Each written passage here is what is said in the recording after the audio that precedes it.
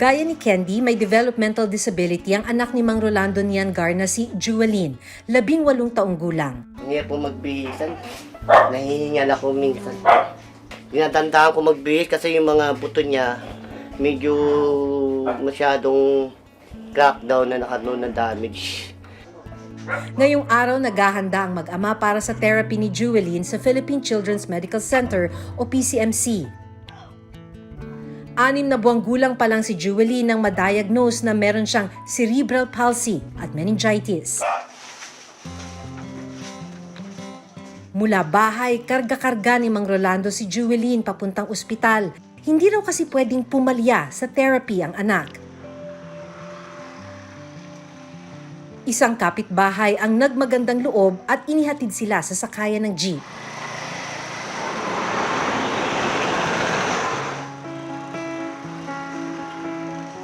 Years old na si Jewelyn pero parang 7 taong gulang ang katawan niya. Bukod sa hindi nakakalakad, hindi rin siya nakakapagsalita. Pero naiintindihan daw ni Tatay Rolando ang mga ginagawang tunog ni Jewelyn. May araw talaga siya na minsan umiyak talaga. Hindi niya masabi kung anong nararamdaman niya po. Kaya minsan, kinakausap ko lang siya, inihele ko lang. Umiyak na rin po ako, sumasabay sa kanya po.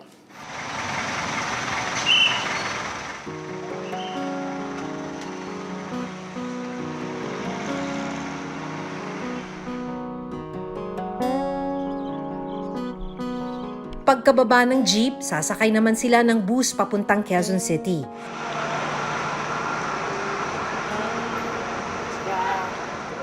Pero nung pasakay na sila, bigla silang hinarang ng konduktor.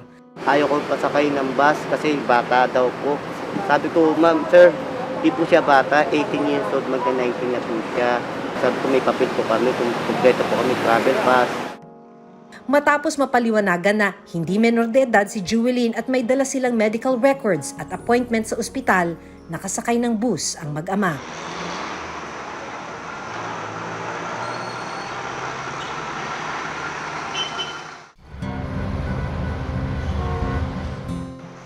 Pagkababa ng bus, naglakad pa ng 200 metro sina Mang Rolando hanggang ospital. Matapos ang 1.5 oras, nakarating sa ospital ang mag-ama. Hindi kami pinayagan ng ospital na makuna ng physical therapy ni Jewelyn.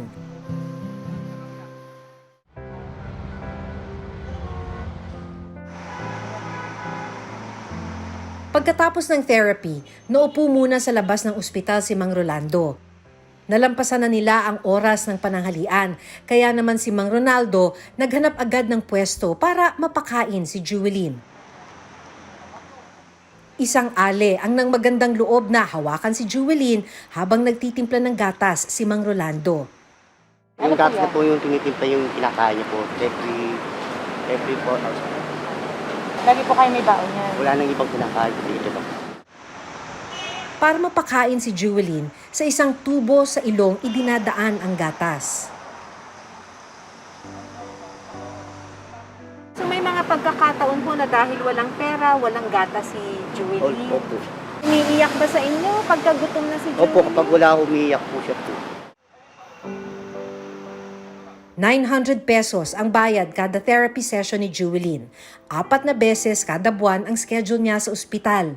Dahil sa PWD ID niya, nakaka-discount sila at 747 pesos ang binabayaran kada session. Pero para sa therapy at pamasahe, kailangan ni Mang Rolando ng 4,600 pesos kada buwan. Hindi pa kasama dyan ang gamot na kailangan ni Jewelyn.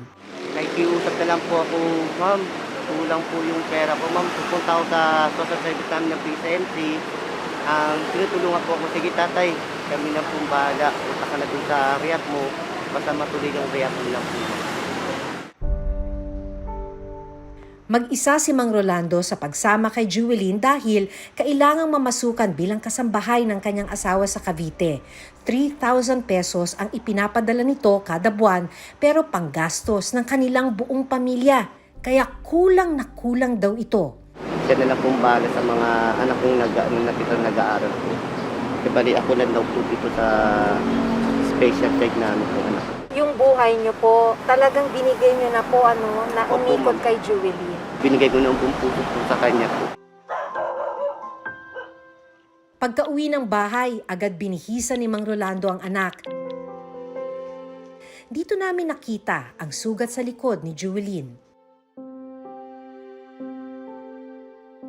Itong lalo nahihirapan ako sa situation ngayon.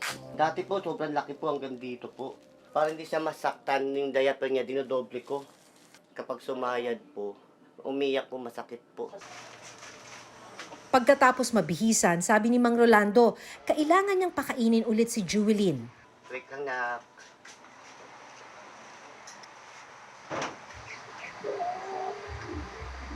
Nawa po ako nahihirapan na po.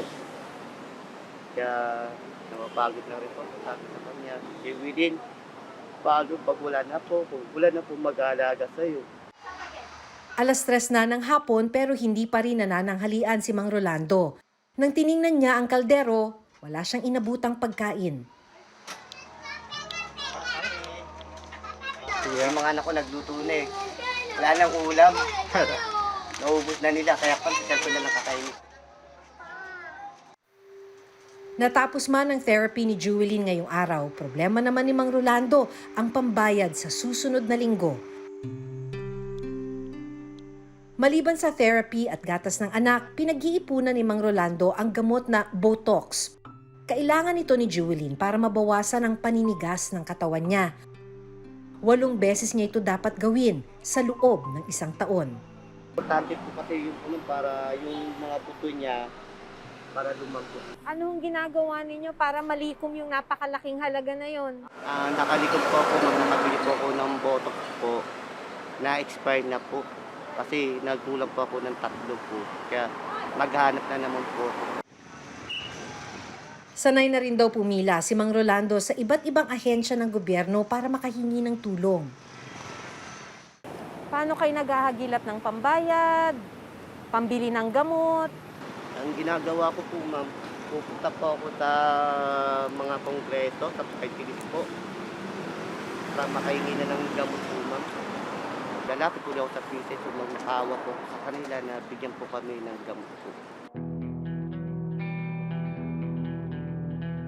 Habang buhay ang therapy at gamutan para sa may mga developmental disability, gaya nina Jewelyn at Quintin. Ang tanong, meron nga ba silang tulong na pwedeng asahan mula sa gobyerno? Sa PhilHealth Circular Number 2017-0029, kasama sa mga benepisyong sakop ng tinatawag na Z-Benefits, ang assessment at rehabilitation therapy sessions para sa may mga developmental disability. Yung therapy kasama sa doon sa buong package ng Z-Benefit nga for children with disability. Ito lahat ay outpatient. Hindi ito kailangan ng hospital admission. Ito po ay mga interventions, no, para sa mga batang may kapansanan, gaya ng assistive devices at rehabilitation. Ang aim nito ay kung kaya pang maibalik sa normal or sana mabawasan yung disability ng mga bata.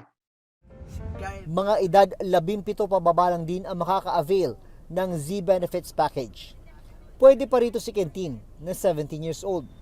Pero si Jewelyn na 18 years old, hindi nasakop ng benefit package. Ang mga kondisyong ito ang dapat daw baguhin, sabi ng Sericare Philippines Foundation, lalo na't panghabang buhay ang mga disability na ito. Kasi isipin mo na lang, no, 18, dyan din nagkakaroon ng mga health problems, di ba? Lumalabas din yan. So, bakit parang all of a sudden, ine-exclude mo sila sa ganong rights nila? Nakasulat nga sa batas natin na kailangan nilang makuha lahat yon, healthcare. So, kasama rin yon, auxiliary services, therapy, kasama yon. So, hindi yun dapat napuputol kapag 18 years old ka na, pagkat nag-18 ka na. Ito ay lifetime. Itong ganitong klase ng disability, hindi naman to gagaling ka na lang basta nag-aral ka eh. Hindi ganun yun. Ang kailangan i-review is kung yung scope. Itong mga intervention na ito ay mas malaki ang mag-positive effect sa mga bata kung gagawin mas early. Kailangan ng resources, tinitingnan kung ano pa ang pwedeng magawa ng PhilHealth para mabigyan ng serbisyo yung mga membra namin na nangangailangan. Kaya si Mang Rolando, kailangan pang pag-ipunan ng perang panggastos sa therapy ng anak. Yung PhilHealth po, sinubukan nyo na po bang hingan?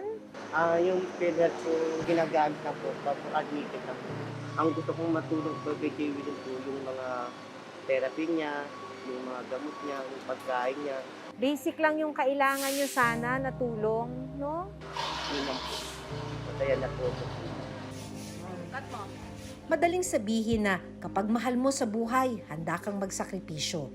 Pero para kina Candy at Mang Rolando, mas malalim ang ibig sabihin ng sakripisyo.